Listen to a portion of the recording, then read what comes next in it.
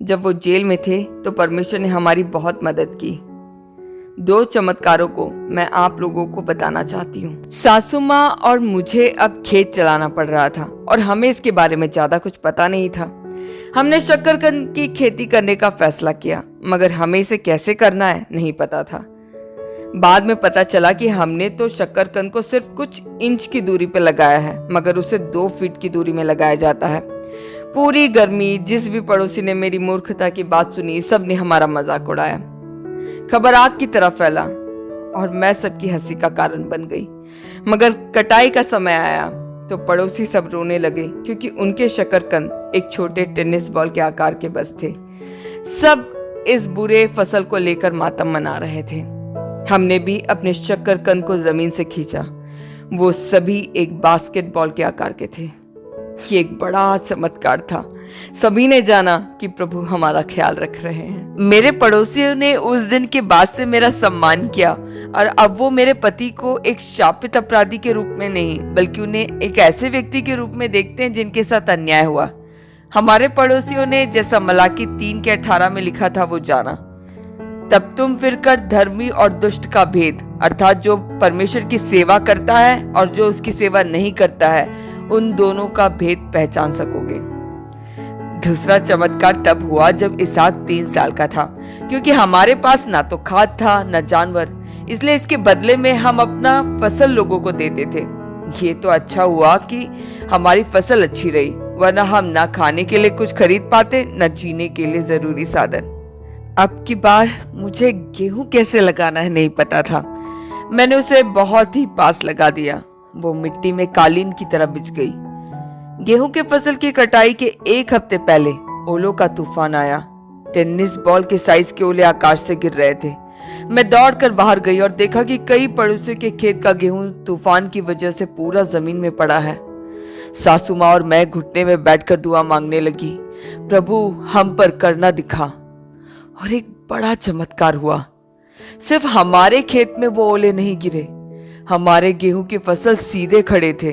बाकी सभी के खेत बर्बाद हो गए थे। तूफान के बाद सब घर से बाहर निकले और देखा कि कैसे प्रभु यीशु ने हमें अपने संरक्षण में रखा। ये एक बहुत बड़ा गवाही था उन सभी के लिए। जहां हमने अपने भरपूर स्वस्थ अनाज का साल भर आनंद उठाया, वहां पड़ोसियों को तूफान के बाद बचे खुचे अनाज के भागों को जानवरों को खिलाने के अलावा और कोई चारा नहीं बचा। जब मैं पीछे मुड़कर देखती हूँ तो पाती हूँ कि उन कठिन परिस्थितियों में भी प्रभु हमारे लिए कितने विश्वसनीय थे। अब आगे फिरयून के द्वारा लिखे गए नोट। मुझे जिनियांग के लेबर कैंप के जेल में भेजा गया। जिनियांग हेनान के दक्षिण भाग में हुबई के बॉर्डर में था। वो चाय की खेती का मुख्य जगह था। वहां का मौसम बड़ा धुंधला था। सूरज की किरणें भी बहुत हल्की सी होती थी। कई दिनों तक तो वो जगह रिमझिम बारिश और घने कोहरों से ढका होता था। निराशाजनक तो वहां के जहरीले सांप और मच्छर का झुंड था। 5000 से भी ज्यादा कैदी उस जेल में थे, जिनको काम के हिसाब से अलग अलग 4 यूनिटों में बांटा गया था। मुझे चावल के खेत में सिंचाई और मछली पालने के कार्य में डाला गया। मेरे इस यूनिट में 1000 से भी ज्यादा कैदी लोग थे। रोज सुबह हमें पॉलिटिकल ब्रेन वॉशिंग और मिलिट्री वालों के समान बड़े शारीरिक प्रशिक्षण का सामना करना पड़ता था। हमारा दिन भोर होने से सूर्य ढलने तक होता था। 14 घंटे और हफ्ते में 7 दिन काम। हम अपने हाथों से मछलियों के लिए तालाब खोदते थे और चावल के खेत में सांप और लीच के साथ सिंचाई का काम भी करते थे। मेरे दूसरे दिन ही हमें पत्थर से भरे भारी टोकरी को अपने पीठ पर उठाकर जाना पड़ा। पूरे दिन भर उस टोकरी को पीठ में लाद हमें सीढ़ी चढ़ ऊपर जा उसे एक ढलाव में फेंकना पड़ता था। हमें बहुत कम मात्रा में भोजन मिलता था। उसमें जिंदा रहना बहुत मुश्किल था। मैं बहुत कमजोर हो गया था। कई बार मैं सीढ़ी चढ़ते चढ़ते बेहोश हो गया और वापस उसी गड्ढे में गिर पड़ा। पूरे समय बंदूकधारी गार्ड हम पर नजरें रखे हुए थे और हमें तंग भी किया करते थे। अगर काम करने में हम थोड़ा भी मंद हो गए तो वो लोग बंदूक के पिछले हिस्से से हमें मारा करते थे।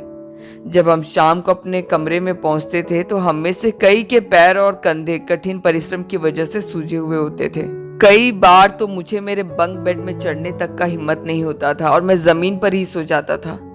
मेरा पूरा ताकत खत्म हो चुका था। मुझे अब सहन नहीं हो रहा था। मुझे खुद नहीं पता था कि मैं अगले दिन कैसे जिंदा रह पाऊंगा। और इससे भी बुरी बात, जिनयांग मेरे घर से 300 किलोमीटर की दूरी पे था, जिस वजह से मेरे परिवार वाले मुझसे मिलने नहीं आ सकते थे। पहले के कुछ महीने मैं न केवल शारीरिक रूप से कमजोर था, बल्कि मैं आत्मिक रूप से भी कमजोर हो रहा था। मैं अपने परिवार वालों से ना मिल पाने की वजह से बहुत हताश था। मैं सोचता रहता, मेरा बेटा कैसा दिखता होगा। हालांकि ननियांग जेल में निर्दयता से मुझ पर अत्याचार हो रहा था, मगर फिर भी कम से कम मैं जानता था कि मेरे परिवार वाले मुझसे ज्यादा दूर नहीं हैं। मैं अब एक अलग तरह के टेस्ट से गुजर रहा था। 1984 के नए साल के पहले हमें हमारे पूरे साल का रिपोर्ट और आगे आने वाले साल का प्लान भी लिखने के लिए कहा गया। मैंने उसमें कबूल किया कि इस साल की दूसरी पारी से मैं परमेश्वर के साथ चलने में थोड़ा पीछे रह गया। मैं इतना थक गया था कि मैं सिर्फ खाने और सोने के लिए जीता था। मैंने अगले साल के प्लान में लिखा, मैंने परमेश्वर से माफी मांगी और उन्होंने मुझे माफ कर दिया। मैंने प्रभु से वादा किया कि मैं सुबह 5 बजे से रात को 9 बजे तक प्रार्थना और वचन का ध्यान करूंगा। उस दिन से रोज मैं प्रभु के साथ निश्चित समय बिताने लगा। प्रभु ने मेरी कमजोरी को अपनी ताकत के साथ बदल दिया। अब मैं अपने काम के भार को सह पा रहा था। एक दिन जेल का वार्डन मेरे पास आया। उसने कहा, मैंने तुम्हारे कोर्ट का पेपर पढ़ा। तुम्हारे विरुद्ध क्रांतिकारी और राजद्रोही का आरोप लगाया गया है। मुझे पता है कि तुम वास्तव में सिर्फ एक क्रिश्चियन पास्टर हो जो चाहता है कि लोग यीशु पर यकीन करें। पता नहीं क्यों हमारी सरकार तुम जैसे लोगों को इस प्रिजन कैंप में भेजती है। मैं ये सुन अपने आप को रोक नहीं पाया और रो पड़ा। मेरे साथ हुए अन्यायों को सोच मुझे गुस्सा भी आ रहा था। तभी प्रभु ने मुझसे कहा, अपने लिए खेद महसूस ना कर, खुद पर तरस मत खा। तू यहाँ मेरी इच्छा पर आया है और तुझे इसमें चलना है। धन्यवाद है प्रभु का जो मेरी कमजोरी, मेरी हद को जानते हैं। वार्डन ने मुझ पर काफी दिनों तक नजर रखा, देखने के लिए कि मैं वहां से भागने की कोशिश करूंगा या नहीं। और जब उन्होंने पाया कि मैं नहीं भागूंगा तो उन्होंने मुझे तालाब के काम से खेतों के काम में लगा दिया। मुझे मानव अवशिष्टों को वेजिटेबल गार्डन में खाद के रूप में डालना था। मुझे कपड़े धोने का काम और अनपढ़ कैदियों को अपने घर वालों को खत लिखने में मदद करने का काम भी मिला। ये काम भारी पत्थर ढोने वाले काम से तो बेहतर था। कई कैदी अब जानने लगे थे कि मैं एक सच्चा क्रिश्चियन हूँ और वो लोग मुझे आदर देते थे। एक दिन गार्ड मेरे पास आया और बोला, 70 साल का एक कैथोलिक प्रीस्ट है जो वेजिटेबल गार्डन में काम करता है, क्या तुम उनसे मिले? वो एक अच्छा क्रिश्चियन है। उस फादर पर भी क्रांतिकारी होने का आरोप लगाया गया था क्योंकि उन्होंने सरकार के द्वारा चलाए जाने वाले कैथोलिक देशभक्त संगठन के सामने सर नहीं झुकाया। मैं उनसे मिला क्योंकि मैं एक कैथोलिक नहीं था, इसलिए पहले पहले मेरे प्रति उनका रवैया बहुत फीका ठंडा ठंडा था। मगर जब उनको समझ में आ गया कि मैं एक सच्चा विश्वासी हूँ तो हम दोनों के बीच अच्छा रिश्ता बन गया। हम साथ में बाइबल वचनों को एक दूसरे के साथ बांटा करते थे। उनकी सजा खत्म होने वाली थी। वो प्रभु से बहुत प्यार करते थे। सजा खत्म होने के बाद वो मेरे घर भी गए। हमारा रिश्ता अच्छा रहा। परमेश्वर ने जेल में सुसमाचार का साक्षी बनने के लिए कई दरवाजे खोले। शी नाम का एक व्यक्ति जो एक बुद्धिस्ट मॉन्क था, वो कुंफू का भी मास्टर था। एक बार बाजार में किसी पॉकेट मार ने उसका जेब काट लिया, जिससे वो गुस्से में बर उसको मारा, मगर वो जान से मर गया। और पीएसबी के ऑफिसर ने जब शी को मारा तो उसने उन पर भी अपने कुंफू के पैतरे निकाले, एक ऑफिसर को घायल कर दिया और इसी की वजह से वो अभी यहाँ पड़ा है। मैंने मौका देख उसे सुसमाचार सुनाया और उसने यीशु को अपनाया। कई कैदी टूटे परिवार से यहाँ आए हुए थे। मैंने सभी से सुसमाचार को बांटा और कईयों ने यीशु पर विश्वास किया। हमने मछली के तालाब में नए विश्वासियों को बपतिस्मा दिया। नए विश्वासी ब्रदर जी, ब्रदर जून एक मजबूत क्रिश्चियन बने। जेल से रिहा होकर ब्रदर जी एक चर्च के पास्टर बने। 1985 क्रिसमस के दिन ब्रदर जैन और एन मुझसे मिलने आए। मैंने वार्डन से उन्हें जेल के यार्ड में ले जाने और शौचालय का इस्तेमाल करने की अनुमति ले ली। हम आराम से बात कर पाए। उनके द्वारा मुझे चाइना में चल रहे बड़े रिवाइवल के बारे में पता चला। मैं खुशी से रो पड़ा। हम तीनों शौचालय गए। हमने वहां क्रिसमस मनाया। प्रभु की आराधना की। मैंने उस गंदे जमीन पर घुटने टेके और दुआ मांगी, प्रभु हमारे पास अभी ये गंदा शौचालय ही है जहां हम तेरी आराधना कर सकते हैं, पर आप समझ सकते हैं ना, क्योंकि आपने स्वर्ग की महिमा को छोड़ उस गंदे चरनी में जन्म लिया। मेरे दोनों साथियों ने मेरे साथ वहीं घुटने टेके, हमने हाथों में हाथ डाल प्रार्थना की।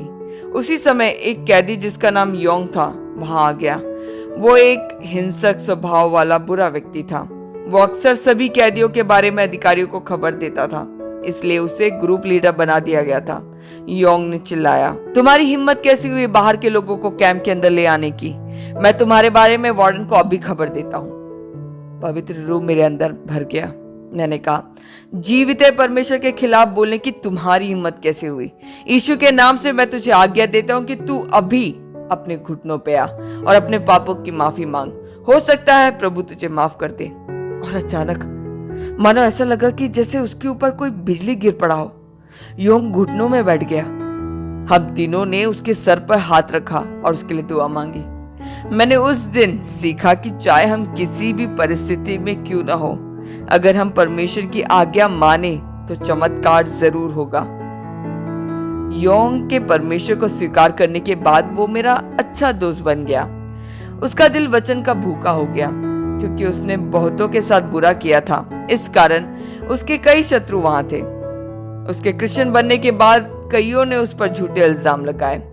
एक दिन लंच ब्रेक के समय योंग अपने बेड में लेट छुपकर मेरा बाइबल पढ़ रहा था, जिसे मैंने बड़ी सावधानी पूर्वक सेल में छुपा रखा था। योंग पकड़ा गया। गार्ड ने मेरा बाइबल ले लिया। योंग को गुस्सा आया, वो लड़ने लगा। उसने करीबन एक गार्ड की उंगली को काट लिया। आखिरकार उस पर काबू पा लिया गया और उसे कहीं और ले जाया गया। दो भाई मेरे पास दौड़ कर आए और मुझे उस घटना के बारे में बताया। मैंने कहा, चलो हम योंग के लिए प्रार्थना करें कि प्रभु उसकी मदद करे। मैंने गार्ड से इस विषय में मदद मांगी, मगर वो इतने गुस्से में थे कि कुछ भी सुनने के लिए तैयार नहीं हुए। तभी मैंने जेल के वार्डन को देखा। मैं दौड़कर गेट के पास गया और बोला, कैप्टन वोंग। योन मेरा बाइबल पढ़ रहा था। मुझे पता है कि मामला थोड़ा गंभीर है, पर क्या आप मेरी मदद कर सकते हैं? मेरा बाइबल मुझे वापस दिलवा सकते हैं? वोंग वही वार्डन था जो मेरे साथ बहुत ही दया से पेश आता था।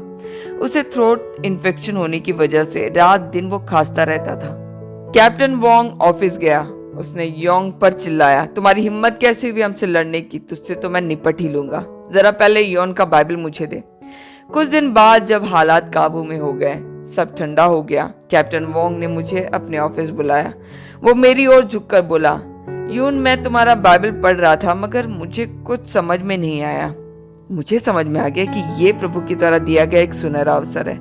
मैंने उनसे कहा, बाइबल को आसानी से समझा जा सकता है, मगर उससे पहले आपको यीशु को अपने दिल में जगह देनी होगी, उस पर विश्वास करना होगा।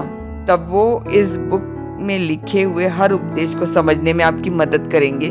कैप्टन वोंग, ये बाइबल सिर्फ आपको मोक्ष का मार्ग बस नहीं बताएगा, बल्कि यीशु आपके थ्रोट इन्फेक्शन को भी स्वस्थ कर देंगे। मैंने देखा कि पवित्र रूह उन्हें छू रहा है। मैंने ऑफिस का दरवाजा बंद किया और कहा, कैप्टन वोंग, कृपया घुटने टेके, यीशु आपको आशीष देने आएंगे। उसने घुटने टेके और प्रार्थना किया, यीशु, मैं यकीन करता हूँ कि आप ही परमेश्वर हैं, मुझे स्वस्थ कर दीजिए। मैंने उनके सर पर हाथ रखा और उन्होंने अपनी पापों की माफी मांग परमेश्वर को स्वीकार किया। प्रभु ने उनकी बीमारी से उन्हें आजाद कर दिया और कुछ दिन में वो पूरा स्वस्थ हो गए। उस दिन से ब्रदर वोंग यीशु के शिष्य बन गए।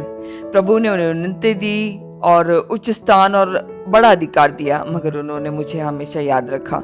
मुझे मानव अवशेष उठाने के काम से हटा लोहार की दुकान में बैठा दिया। गार्डों को पानी देने का काम भी अब मेरा था। इस नए काम की वजह से मेरे पास बाइबल पढ़ने और दुआ मांगने का ज्यादा समय होता था। मेरे परिवार वाले भी मुझसे लोहार की दुकान में मिलने आ सकते थे। प्रिजन कैंप में समय गुजरता गया। दिन हफ्ते महीनों में बदलता गया। 1986 खत्म हो गया। अब 1987 था। सभी कैदी सुसमाचार सुन चुके थे। कईयों ने विश्वास किया। मैं लगातार नए विश्वासियों को पढ़ाने में व्यस्त रहने लगा। ये बहुत ही सुखदायक होता था। उन लोगों को यूं प्रभु के अनुग्रह में बढ़ते और दूसरों से सुसमाचार कहते हुए सुन अच्छा लगता था। आखिरकार 1988 गुजरा। अब मेरी रिहाई के लिए कुछ महीने ही बचे थे। मैं बहुत ही उत्साहित था और उस पल के ख्वाब सजाने लगा जब मैं अपनी प्यारी पत्नी के बाहों में होऊंगा। मेरा बेटा 4 साल का हो चुका, मगर मैं उसे नहीं जानता। उसका वो पहला कदम, उसके मुंह का वो पहला शब्द, सब मुझसे चूक गया। मैं उम्मीद करता हूं कि वो मुझे पसंद करे, मगर कैसे इतना छोटा बच्चा ये समझ पाएगा कि उसके पापा के साथ क्या हुआ। एक रात बिना किसी चेतावनी के सेंट्रल गवर्नमेंट की तरफ से जेल को एक आदेश आया। सारे राजनीतिक कैदियों को एकत्र किया गया। सुनने में आया कि ये सब में मैं कहीं शामिल हूं। मैं किसी बड़ी मुसीबत में फंसने वाला हूं। सरकार मेरे घर गई थी। वहां से उनको मेरे खिलाफ कई सबूत मिले। उनको ब्रदर जू का खत भी मिला जिसमें उन्होंने लिखा था कि अमेरिका के बिली ग्राम चाइना आने वाले हैं। वो हमारे राष्ट्रपति और प्रधानमंत्री से मिलने वाले हैं। मैं उनसे मिलना चाहता हूं और तुम्हारा केस उनके सामने रखना चाहता हूं। शायद वो तुम्हारी जल्दी रिहाई के लिए कुछ मदद हो जाए। इसलिए उस जेल में तुम्हारे साथ क्या क्या हुआ और कैसे तुम्हारे साथ पेश आया जाता है, सब मुझे लिख कर भेजो। ये खत बड़े गुप्त रूप से मुझ तक पहुंचाया गया था और मैंने इसका जवाब भी लिखा था। मेरा जवाब ब्रदर जू को मिलने से पहले ही पीएसबी के हाथ दोनों ही लेटर लग गए। मैंने अपने पत्र में कुछ ऐसा लिखा था। इस पीड़ा से मैंने बहुत कुछ सीखा है। मैं जेल में होने की वजह से गुस्से में भी नहीं हूँ, क्योंकि मेरा न्याय प्रभु करेगा। वो हर चीज को सही कर देंगे। मैं जिस जेल में हूँ वो एक बड़ा कब्रिस्तान है। यहाँ कैदियों पर बहुत यातनाएं होती है। हमें जंजीरों से, हथकड़ियों से बांधा जाता है और पीठ टूटने जैसे काम सुबह से रात तक करवाया जाता है। मैं प्रभु के प्यार के कारण पकड़ा गया ताकि मैं कई आत्माओं तक पहुंच पाऊं। हालांकि जो क्रूस में उठाए हुए हूं वो बहुत भारी है, मगर परमेश्वर का अनुग्रह मेरे लिए काफी है। मेरा दिल खुशी से भरा हुआ है और मैं परमेश्वर के लिए नया गाना गाता हूँ। हालेलुया, मेरे प्रभु और राजा की महिमा हो। जब उनको ये पत्र मिला तो वो तुरंत प्रिजन कैंप पहुंचे। वो आधी रात को पहुंचे और सारे कैदियों से मेरे बारे में पूछने लगे। मुझे झंडा लगाने वाले लोहे के तंबू से यार्ड के बीचों बीच बांधा गया। मुझे वहां से किसी और जगह ले जाया गया। कई आयन गेट पार करने के बाद एक छोटे से आयन के दरवाजे वाला एक छोटा सा सेल, वहां मुझे डाला गया। वहां पूरा अंधेरा था। सेल एक डब्बे की तरह था, 4 फीट ऊंचा, 4 फीट लंबा और 3 फीट चौड़ा। इतना छोटा कि सीधे खड़ा होना नहीं हो सकता था। अपने हाथों और पैरों को मैं फैला नहीं सकता था। मेरे दोनों हाथ पीछे की तरफ हथकड़ी से बंधे हुए थे। ये सेल बहुत समय के लिए इस्तेमाल नहीं किया गया था। शायद इसमें एक अजीब सी दुर्गंध थी। मुझे चक्कर और उल्टी जैसा लग रहा था। फर्श हमेशा नम होता था, जिसकी वजह से वो बहुत ठंडा था, खासकर रात को। जब मैं उस कमरे के बारे में सोचता हूँ तो उसे एक सेल की तरह नहीं बल्कि एक ठंडे मॉर्चरी की तरह ही सोच सकता हूँ। उस आयरन डोर के ऊपर एक छोटी सी खिड़की थी जिसमें 3 आयरन के डंडे लगे हुए थे। प्रकाश के आने का एकमात्र जगह था वो। अगले दिन मैंने उस खिड़की से बाहर की ओर झांका। मैंने चिड़ियों की चहचहाहट सुनी। वो एक डाली से दूसरी डाली में उड़ रही थी। मैं हताश हो गया, नया गाना गाने लगा। मैं भी उस चिड़िया की तरह था जो उड़ना चाहता था, मगर अभी मैं पिंजरे में बंद हूँ। मैं उन खूबसूरत पेड़ों और पहाड़ों से दूर हूँ। मैं चिड़ियों जैसा उड़ना चाहता हूँ। बस कुछ ही महीने बचे थे मेरी सजा खत्म होने के लिए, मगर अब ऐसा लग रहा है कि शायद और परेशानी आने वाला है। मैंने परमेश्वर से पूछा, मैं कब आजाद होऊंगा? कब मैं लोगों से तेरी अद्भुत बातों की गवाही दूंगा? जितना मेरा हाथ उठ सकता था उतना मैंने अपने हाथों को उठाया और रोकर कहने लगा, प्रभु, मैं तेरी हर इच्छा को मानने के लिए तैयार हूँ। ओ मेरे प्रभु, कृपया मुझे बताए कि मैं कहाँ हूँ। ये कौन सी जगह है?